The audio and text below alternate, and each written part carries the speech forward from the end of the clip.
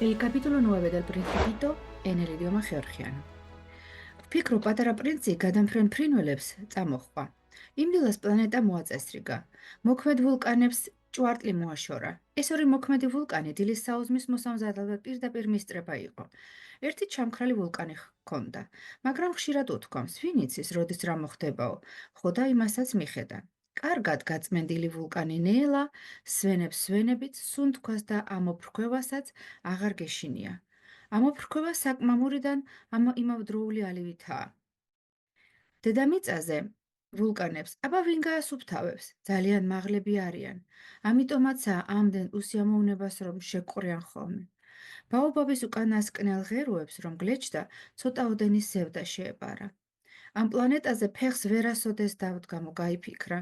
იმ დილით ეს ჩვეული სამუშაო განსაკუთრებით გაუტკბა, მაგრამ როდესაც უკანასკნელად მორწყა ყვავილი და ხუფის დახურვა დააპირა, ლამის ცრემლები წასქდა.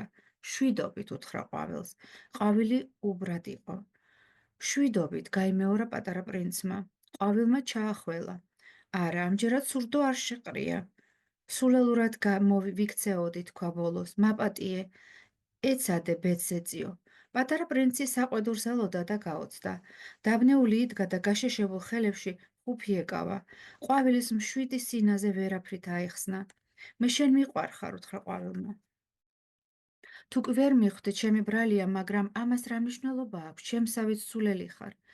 შეეცადე ბედნიერი იყო. ხუფს მოეშვი, არ გჭირდება. მერე და ქარი არაფერი მიჭირს. ღამის სიგრილე მარგებს კიდეც, მე ხომ ყვავილი ვარ.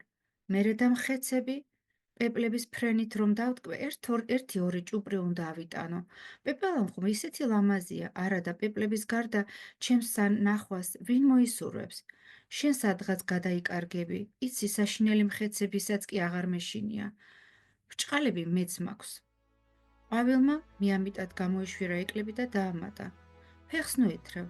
გული გამიწვრილდა. წასვლას თუ არ იშლი, გზა დამილოცნია. ვარც არ სურდა პატარა პრინცის თვალწინ ცრემლი ეღვარა. რას იზამ, ამაყი ვინმე იყო.